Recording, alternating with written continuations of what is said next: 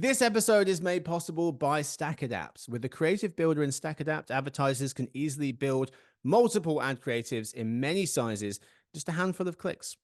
The Creative Builder in StackAdapt, scale your design efforts, save time, cut costs, and simplify your workflow. You can learn more at go.stackadapt.com/creative builder. Head there, scroll down a little bit, and they've got a video, it's only 30 seconds, explaining everything. Much better than I just have. Hello, everyone, and thanks for hanging out with us for the Behind the Numbers weekly Listen and eMarketer podcast made possible by StackAdapt. This is the Friday show that thinks everything's bad. All right, Bill? Correct. What's wrong today? I don't know, mate. Okay. It's February. It's a bit drizzly in the UK. It's a bit depressing, the weather. Isn't it always? Bill was like, I'm feeling a bit negative today. I was like, today?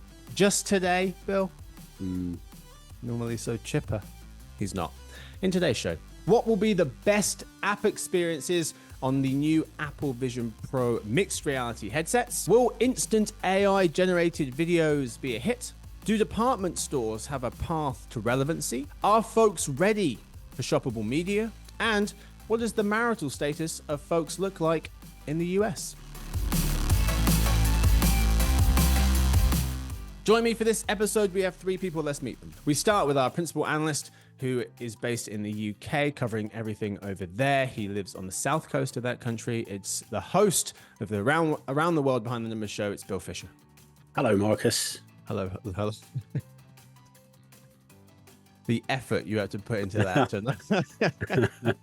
was noticeable. We're also joined by someone else in that very country across the pond, also based on the south coast, one of our senior analysts covering retail and things in the UK. It's Carina Perkins. Hi, Marcus. What a wonderful day it is. Hello there. No, it's too much. You've overdone it. We're also joined by Ross Benish, who is based just above New York City, is one of our senior analysts covering everything digital advertising and media. Hey, Marcus. Hey, fella. Did I say your name? It's Ross Benish. Yep, you said my name. All right, it's twice. It's there twice. Just in Say case. my name, say my name. Good song. Destiny's Child. Great song. Yep. All right, so today's episode, what do we have in store for you? Story of the week. We'll talk a bit about Apple Vision Pro and the best use cases for it, why it's struggling, and what adoption will look like in a couple of years. We then move to the game of the week. We're talking about a lot of different topics, AI-generated videos, department stores, and shoppable media in our debate of the week segment. And we end with some random trivia. It's called Dinner Party Data. But we start, of course, with the story of the week. So what would we think if the Apple Vision Pro was the first VR AR headset? So this is the question I was posing, or the way I was framing this segment, because there have been so many bad versions of headsets that it's hard to take each one in isolation without having some preconceived idea or of what the other ones have been like, and bringing that disappointment along to the party when you're reviewing the latest version. We covered the new Vision Pro headset from Apple, mixed reality headset. We covered it when it hit the market at the start of the month. It describes itself as a spatial computer that seamlessly blends digital content with the physical world. Since its launch, there've been a lot of articles that have been written about the experience, how it stacks up with the competition, and how it can or can't push the space forwards. But I want to try and be optimistic, because there's been a lot of criticism about the headset and why it won't work. We'll get to some of the barriers in a second, but trying to be positive, Bill and Ross, to be honest, you too, Carina, probably not going to be the best question, but I'm going to ask it anyway. So the new mixed reality headset is going to launch with 600, or has launched with 600 dedicated Vision Pro apps. But which app experience transfers to the Apple Vision Pro the best? So if you took one app out of your phone and had to experience that app in the headset most of the time, what's the best experience, Carina? So I feel like this is a bit of a trick question because I think the It's not. best app will It's a be real one question. that is specifically designed for the Apple Vision Pro. Oh, okay. Good answer. I mean, I think at the moment, probably the best use case is gaming still. I know it's trying to be a computer. I'm not 100% convinced about that yet. Gaming. And because I'm not a massive gamer, the one app on my phone, which is game, is a chess game. So I'm going to say it would be quite fun to play my chess game Wizard's in the Chess. Apple Vision Pro. Mm, very nice. Ross. Well, I was also gonna say gaming. That seems like the most fun use of this. I've seen the ads for this on TV, and they'll show someone like laying on the couch with the headset on, but then they're just watching the TV. They're looking up in the sky watching the TV, and then they like zoom out, and that person has a huge big screen TV on their wall, anyways. So like I'm not sure you're gaining a ton unless the show is interactive, and if you're getting to an activity that to me seems more like video games. So the New York Times article you shared talked about the guy got a demo of a Super Mario's game that Super Mario Brothers game that seems like it'd be real fun. Most of the apps on my phone, I would not want them to be in 3D. Like, please don't bring work Slack like into a 3D headset wearing thing. That sounds dystopian. What you just said about being interactive is quite interesting because what if you could watch a sporting event and like there were cameras in say the helmets? I mean, I feel like the cameras everywhere. They're in the pylons. They're flying over the head on wires.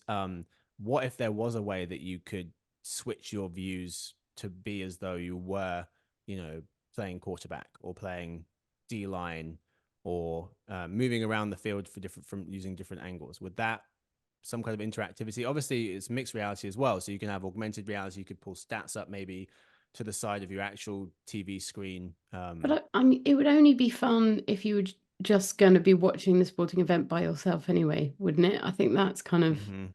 the problem here that so, watching a sporting event is often a bit of a social activity and you're all talking about what's on screen. And if you're all sitting there with headsets watching different things, Yeah, that's a good not point. I convinced. wonder what the numbers look like though in terms of people watching content by themselves and with other people. Now, sports lends itself very much to watching with other people or out in social Mm. settings, but it does feel like we are quite isolated in our content consumption anyway. So I do what people feel like a lot of the time they're like, "Wow, I want to watch it with people." It's do you actually watch stuff with people? Sports, perhaps.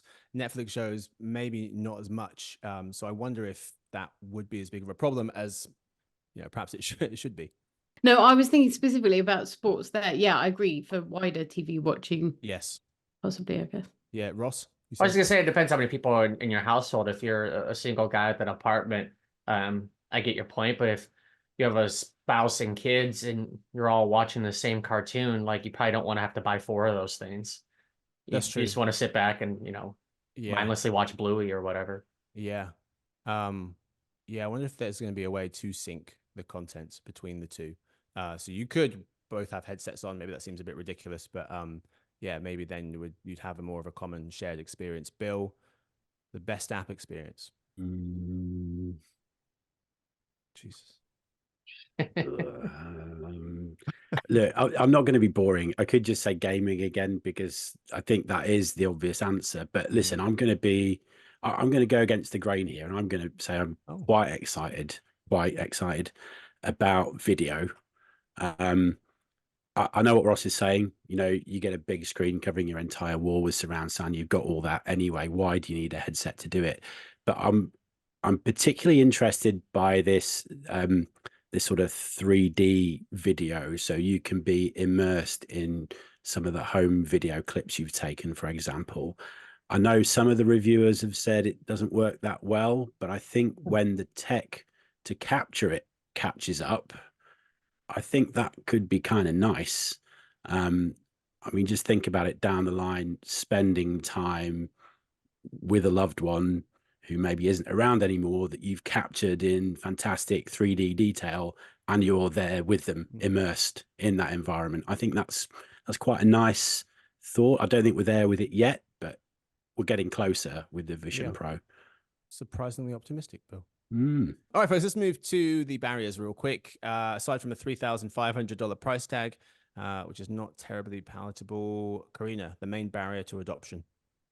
But I think it's what we've said already is just the use cases are fairly niche, I guess. And it kind of really lends itself to people who spend a lot of time home alone, which is, I guess, gamers. Isn't that everyone? Where do you live, Carina? I want to live in your society. Well, I spend time home alone, I guess, working. So I guess, yeah, maybe I could use it to work, but I feel like it's solving a problem that I don't have currently working. Right. So I'm not convinced at the moment of the kind of ease of use, the practicality. Is it really going to improve my working experience? I don't think so much. Yeah. Like Bill says, I'm sure there are some cool future use cases. I just think where we're at now, I think it's a kind of novelty thing, which is the kind of thing you'd buy, spend a couple of weeks going, oh, wow, cool. And then it would just go to the back of your closet and not be used very much. So that's oh, that is fun. Oh, so we've got Sorry. Victoria, who edits the show, produces the show, and is experimenting, it seems, with sound effects. Once the timer's up and we're supposed to move on to the next segment, instead of her screaming at us, she's put on some fun. What was that, an accordion? That was fun. The title of the track is Ooh La La. Oh yeah, I could see. Mm-hmm. Okay, yeah. All right, so we should be moving on, but really quickly, yeah, that's what Kevin Roos of the New York Times calls 6-month problem. After buying a headset, the initial novelty wears off, the minor annoyances creep in, and then 6 months later, it ends up in the back of your closet. So can folks get past that? The other thing you were saying, not wanting to have to like wear it at home, they're not the lightest things in the world, and so having the idea of wearing that for long periods of time doesn't sound appealing. I mean, you didn't even want to put your regular glasses on for this episode. You came into the episode and had a face pressed up against the camera. Am I too close? So maybe that's a drawback too. Really quickly, Ross, the main barrier. Nausea and discomfort. I haven't tried this particular headset, so maybe they'll blow me away. But whenever I've used VR headsets in the past, using them even as much as an hour can make you feel like you're gonna vomit. Like it's a little disorienting, and that's been an issue with VR for a while. So if they can fix that, that'd be a huge step forward. But I think a lot of people are going to struggle with dizziness and nausea. Yeah, VR sickness for sure. Bill. Well, firstly, that music's really cheered me up. So thanks, Victoria. That was great. Yeah. So I don't know, maybe I can be more positive now. Good. Look, what the guys have said, I don't really think there's a killer use case yet. I'm not quite sure what it's for, but these things start as toys, right? And people fork out all this money just to have the latest device. But when Apple joins a market, it tends to push things forward a little bit. So there might be something in there that takes off and then it finds its use case. But I don't know what it is yet. Okay. Well, to that point, Apple pushing a market forward and it finding a way to work out. Hope King of Axios writes that this product category isn't going away, in her opinion. So really quick, folks, assuming that she's right, what does adoption look like by 2027? Adoption out of 10. Obviously, these things are going to iterate quite a lot, but do you see them still being niche? Do you see it being, half of folks have one, every person? Where do you land out of 10, Carina, in terms of adoption by 2027? Well, I think our forecast has US VR headset adoption at about 11% of the population in 2027. So I'm going to go for a generous 1.5 out of 10. Okay, she's sticking close to the forecast team. Sensible. Ross. I'm going with a 4. I think a lot more people will have them in 2027 than have ever had them before, but they're still. That's only 3 years from now. I don't see the price dropping to the point where like hundreds of millions of people around the world can afford this. Yeah, and has them doesn't translate necessarily into using all the time. A lot of people have smart speakers, but how much they use them is a separate question. Bill. Oh, I'm quite positive here. I'm going for a 4 as well. Yeah. Is this globally? Are we talking globally? We can. Or in the US? Let's talk about the Hey, for you guys? I'm still going to give it a 4. Still a 4. I remember testing VR headsets.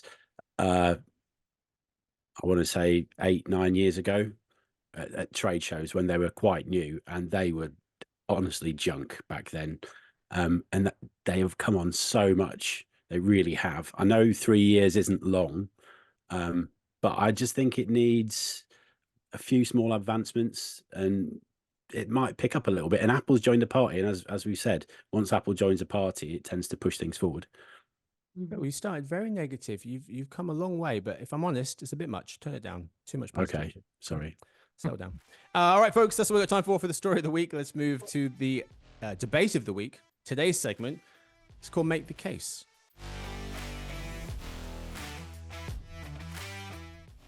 Where our panel, Ross, Carina, and Bill, present the for and against arguments for each of the following questions based on 3 news stories.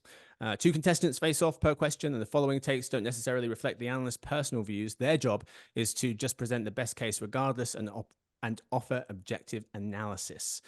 We start, of course, with question 1. Who's going first? Carina against Bill.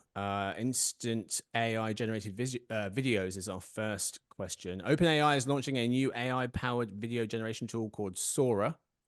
That apparently is Sky in Japanese. That can instantly create minute-long movies with complex scenes and multiple characters from just one line of text or a still image. Currently still in the research stage, so not yet publicly available. If you get a chance to look at these, it's quite remarkable and shocking at the same time. But the question is, will instant AI generated videos be a hit? Carina is going to be arguing instant AI generated videos will be a hit. A minute on the clock. Carina, make the case. I mean, I guess it depends a little bit on how we define a hit, because I do want to caveat this by saying I think they're terrifying given the potential for deep fakes and impacts on people's jobs. But I think it's inevitable that we're going to see these videos adopted in marketing, advertising, film, TV. They are still very rough around the edges now, and there's some challenges to overcome. I think OpenAI says they don't understand cause and effect yet. So someone could take a bite out of an apple and it would still show the apple as whole, and they lack spatial awareness. But this technology is moving really fast, and I don't doubt that those will be overcome fairly soon. And this is the worst it's going to look. It's only going to get better from here on in. I just think the potential cost savings are so enormous that content creators aren't going to be able to ignore it. Sort of people that aren't using it are going to find themselves at a massive, massive competitive disadvantage. Great takes. Bill, you're lucky this isn't a game. Whoa. Wouldn't be any point of you even going. But since it's not, Bill, instant AI generated videos will not be a hit. Make the case. Okay, caveat. I think they will eventually. All right. So that should cover my back. Carina's already alluded to this. I think there are too many really significant regulatory and legal issues that come with it. So, absolutely, it's incredible. The samples that we've seen Sora produce are honestly incredible. Some of it's crap, though, as well. I saw a floating chair being excavated out of the ground today. But even with guardrails in place, which I know OpenAI is quite strong on, there will be ways to circumvent them. And so disinformation and, more importantly, illegal representation will be a huge risk.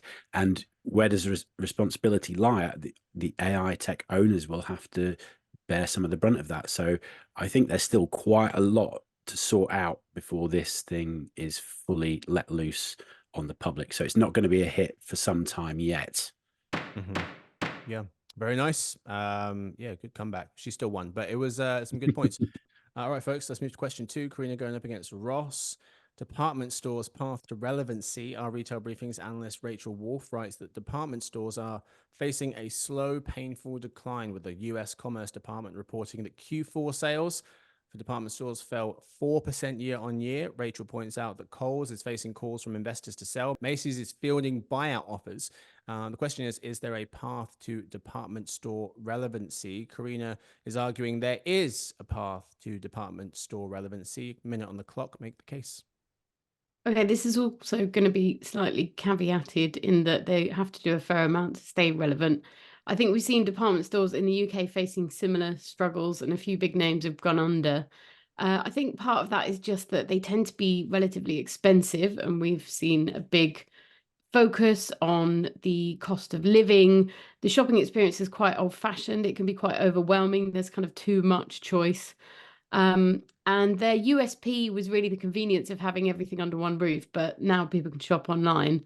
That's no longer such a differentiator. But that all said, I think they can succeed if they really find a point of differentiation and focus on the kind of experiential elements of retailing and give a bit of theatre. And also, I think, have a bit more of their own brand and unique identity, which they often really lack. In the UK, Fenwick has just launched ads for the first time, and it's a 140-year history, which I thought was really interesting. And finally, I think by forming partnerships with brands that appeal to younger people, because those are the people they really need to get in through the doors. I think we heard that Kohl's formed a partnership with Sephora, and I could actually see some real potential synergy between department stores and retailers or brands that don't have their own physical store. So it gives them a space for people who have discovered them on social media, perhaps to go and see the products in person, and it will give that department store a kind of hip young audience. Very nice. Sorry, there's music. You failed to recover after that, didn't you? Yeah. Okay, here we go. Luckily, this isn't a professional podcast. Are we going to keep the music in it? Because I was dancing to it at one point. I think so. Yeah. You Okay, basically good. got to get your answer in before We get fair use of that music. Yeah, hopefully. B, can you just as you just keep turning it up louder and louder, so you just play them off? I don't even know who's next. Ross, there isn't a path to department store relevancy. Make the case. Well, there's only going to be more online shopping as we go into the future, and younger generations shop online more than older do. So, when Gen Z becomes the dominant generation of the world, they're going to be really accustomed to online. The in-store experience hasn't really evolved enough to appeal to them. And I expect that large e-commerce players like Amazon will continue to get away with murder in how they can treat their workforce and get away with, I wouldn't call it tax fraud, but they have a huge advantage over brick and mortars. They have for years. I expect them to maintain their advantages there, and that will only incentivize more online shopping. But it really depends on what area of retail you're talking about. Like car dealerships, grocery stores aren't going to go away. GameStop probably isn't going to exist a whole lot longer. Mm-hmm. My thing here, though, is that people do quite like going to the shops. Even younger generations, don't they? That's what people do on the weekend. Go to the shops. Well, Yeah, that's a fair point. I was the last to So reply to the people email. people need things to do on the weekend, I think. So I have some numbers on that. So young people like stores, it seems 42% of US Gen Z clothing buyers said browsing in store their top discovery channel, more than brand sites and apps, social media, family and friends, word of mouth, according to our September survey. And then Marigold and also retail consulting group Fin, might have pronounced that wrong, found 47% of young Gen Z people said they prefer to shop in store over online as more than any other generation. So well, that just negates everything I said. Yeah. Sorry, Ross. sorry, Ross. Was anyone else though watching the clock, just hoping it got to 0 so we could hear the music again? I was half paying attention to what you said, Ross. You might have said all that stuff I just said. Yeah, it's hard for me to go longer than a minute. Damn it. We'll try harder next time. The music's brilliant. Let's go to Ross versus Bill for question 3. Are folks ready for shoppable media? Our senior retail analyst Blake Drosh just wrote a piece about whether the success of social commerce will spread to other channels. He notes that shoppable media formats are becoming available across different media, from CTV ads with QR codes to live stream shopping to online recipes that include links to purchase sites. All of these are types of shoppable media, but Blake questions whether consumers will want to buy products via media that they consume. Ross is going to argue folks are ready for shoppable media. Make the case. Well, Amazon's getting into television in a huge way with all the live sports they're doing and inserting ads into Prime Video. And as they become a bigger TV player, they're going to get the consumer ready for shoppable media. I'm not suggesting that people are going to be in love with shoppable ads, but they're going to be really accustomed to them because they're going to be seeing them more often than they ever have before. They've been getting them on their phones and on their desktop already, but it's come into these other media formats like audio and video in a way that to a degree that it hadn't been there before. Okay, Bill. That was quick. You're arguing, yeah, folks, too quick. Talked about this, Ross. Bill, folks, You should give me a aren't ready 30-second timer. for shoppable media. Make the case. Okay, Gartner says so. That's why. So in its latest hype cycle, shoppable media currently sits in the trough of disillusionment. For those of you who don't know the Gartner hype cycle, it drills down into the 5 key phases of a technology's life cycle. The trough of disillusionment sits right in the middle, and in its words, that's when interest wanes and experiments and implementations fail to deliver. Producers of the technology shake out or fail. Investments continue only if the surviving providers improve their products to the satisfaction of early adopters. And that's the problem. There's no, to my mind, mass improvement in this tech across providers. So consumers aren't seeing consistently good experiences. So interest is going to wane. It's a bit of a chicken and egg scenario. You need the tech to build the interest, but they'll only build the tech if there's enough interest. But essentially, it's up to the commerce and media providers to build better connected experiences. And that hasn't happened yet. So that's why there's consumer apathy. Keep going. Keep talking. There it is.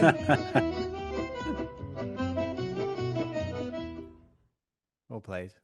Okay. Well, yeah, it depends who you ask, it seems. That's really interesting. But industry folks, ad folks, nearly 6 in 10 ad agency folks think shoppable video content will be the next frontier.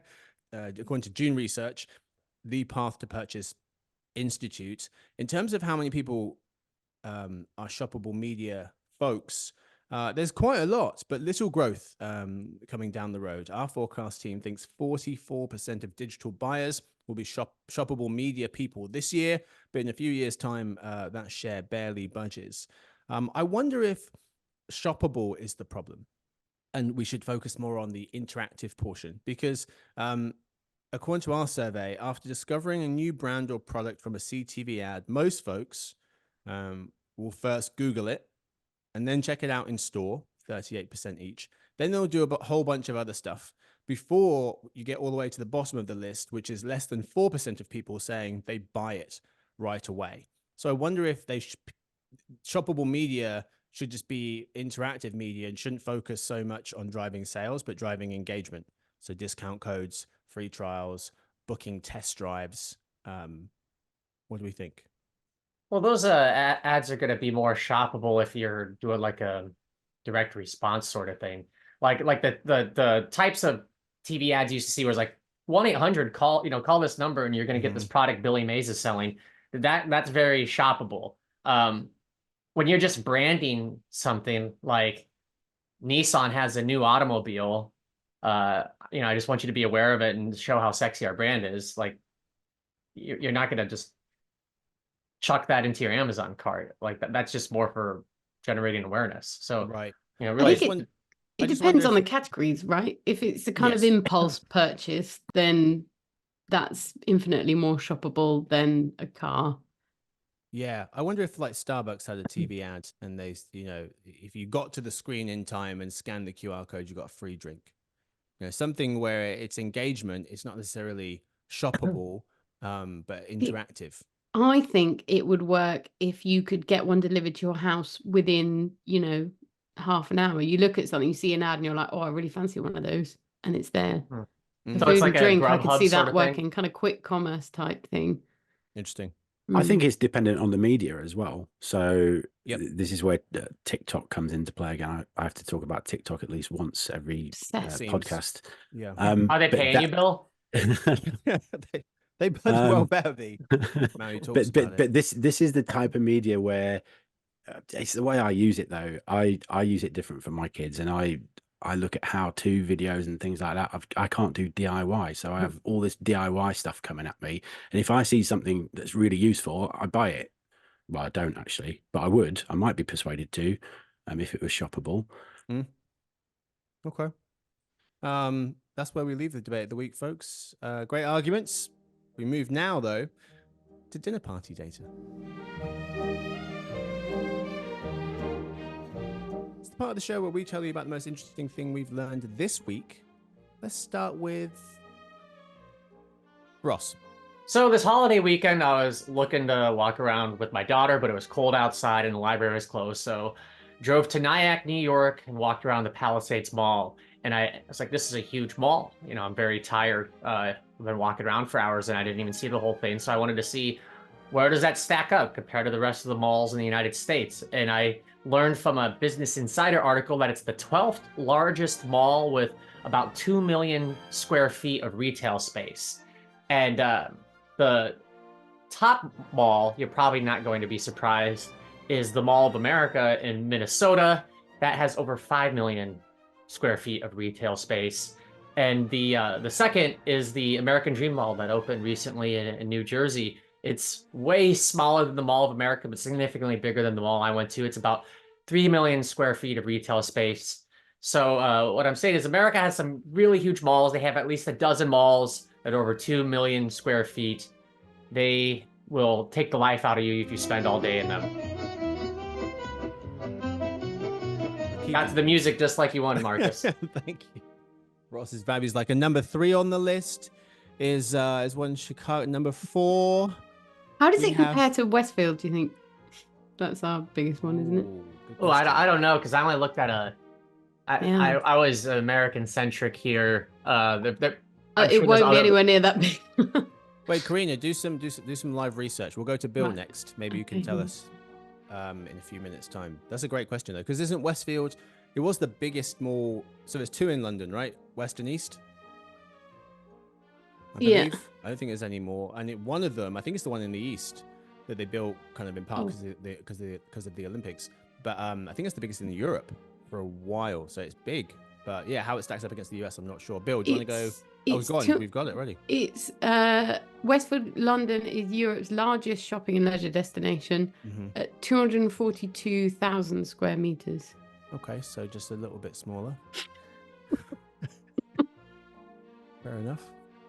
But that, I was talking feet, though. That's a bit embarrassing, isn't it? Square meters. Oh, God, now no, square meter. So feet, that would be like just times between 700,000 and 800,000 square feet, I think. Still pretty small. That's still, that's smaller than the mall I went to yesterday. Yeah. Yeah. And that one's chaos. Westfield's a disaster. And it's also multiple floors, right? In the US. Once you get beyond 100,000 square meters of retail space, I think you have enough. Probably as much as you need. Yeah. Bill. Okay, so given we've been talking about VR and digital video, I'm going to have a fact that covers both. Do you remember the early 90s movie, The Lawnmower Man? One of your favorites, right? No? Never saw it. Jim Carrey? No. It's not Jim Carrey? I don't think so. I might think of the cable guy. Maybe. Never mind. Anyway, I haven't seen the film, which is evident from my response. This was a movie that told of the perils of virtual reality. It was based loosely on a Stephen King novel. Anyway, the CGI used in that movie only accounted for 8 minutes of screen time, and it cost $500,000 at the time. That was quite a lot of money, certainly for such a small amount of footage. Of course, generative AI could probably knock that up in a matter of minutes nowadays with a much, much smaller price tag. 8 minutes. It was a terrible film, I should say. 38% on Rotten Tomatoes, if you believe in that. It's because Jim Carrey wasn't in it. That's why. Because Pierce Brosnan was in it, probably. Oh, shots fired. Oh, Pierce Brosnan. Incidentally, there was a sequel, which was even worse than the first, and Pierce Brosnan couldn't do it because he was doing his first Bond, I think. So I think he made the right choice. GoldenEye? Yes. So good. Yeah. But wait, there's a Lawnmower Man 2? Yep. There doesn't need to be, does it? I haven't even seen the first one, but you're talking about Lawnmower Man 2? You've seen the film? Yeah, I have seen both Lawnmower Mans. Lawnmower Man? Yeah. Huh. That's what we're talking about, right? Unfortunately, yes, that is where we've landed. Because the second one, really did a lot worse than the first one, and the villain's whole goal is to take over the world and be the only thing left in cyberspace, right? Lawnmower Man? It's about a guy in the suburbs. It's not quite The Shining, is it? No. All right. Who's next? Is that everyone? No, me. Carina, sorry, because you did the mall thing, but you were I helping was out just with. adding on. Sorry, go on. Okay, so it's a leap year, which means we get an extra day. So I found lots of other things that happen in a day. The world population will grow by 200,000 people. More than 41 million trees will be cut down. We'll all laugh 15 times. We'll kiss on average 3 times, exchanging 30 million bacteria. Our hearts will beat around 100,000 times. A mayfly will live its entire life. Our blood will travel 168 million miles. And our kidneys will filter 3,000 pints of blood. Cats will sleep for 17 hours. Sheep around the world will yield 5,000 tons of wool. Hens will lay nearly 2 billion eggs. Over 4 million tons of rubbish will be thrown out. And the really key one here, 900,000 golf balls will be sold. I thought you were going to end with and a partridge in a pear tree. That was really good. What was your favorite one? The bacteria one was rough. Yeah, that was a rough one. I thought 41 million trees was sad. Yeah, that's terrible. 200,000 people? New people? New people. Yeah. That's too many.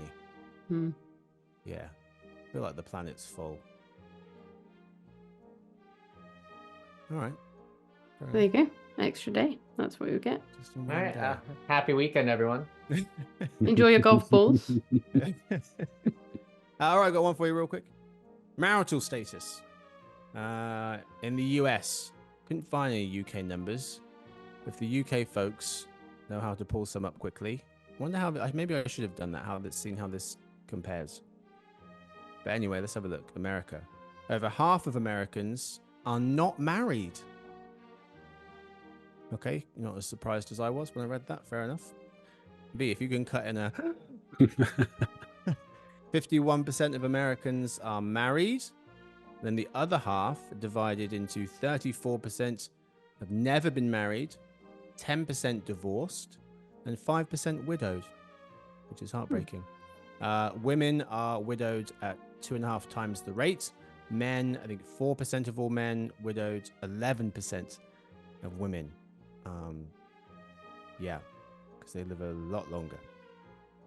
Yeah, my friend was like, I feel like I'm getting close to middle age, and I was like, mate, I think you're way past it. Like, if you're expecting to live a lot longer than the average, and he was like, all right, maybe I am close to it. Maybe I'm hoping to live to like 79, 70. I was like, you're also not a woman, so like men, you just keep going down. He's probably got about a few years left, if I'm honest. It's a harsh reality, but he had to know it. Carina, sorry, yeah. 46.9% of people in England and Wales were married in 2021. Okay. And that's down from 49.4% 49, in 2011, over a decade. Okay. And 37.9% of people in 2021 have never been married. 37. Okay. So a few points higher on the marriage, few points lower on the never been. Okay. Interesting. Well, the marriage rate is falling in the US. Back in 1980, 6% of Americans aged 40 and up had never been married. 6%, 40 and up, never been married. Today, 25%, according to Pew Research. So that's 4 times higher. And folks waiting longer to get married. From 1980 to today, the share of adults who were married by age 25 has plummeted from 66% of people being married by the age 25 in 1980 to 22% today. Over that time, the average age of marriage has gone from 23 to people getting married on average closer to 29 today. That's all we've got time for this episode. Thank you so much to everyone for hanging out today. Thank you to my guests. Thank you to Bill. Thanks for having me. Of course. Turned out to be a pleasure. Wasn't so sure in the beginning. Thank you to Ross. Thanks, Marcus. Thank you, of course, to Carina. Thanks, Marcus. And thank you to Victoria, who edits the show, James, who copy edits it, Stuart, who runs the team, Sophie, who does our social media, and Lance, who runs our video podcast. Thank you to everyone for listening in. Come hang out with us on Monday if you want. You don't have to. For the Behind the Numbers Daily, an e-marketer podcast made possible by StackAdapt. Happy weekends.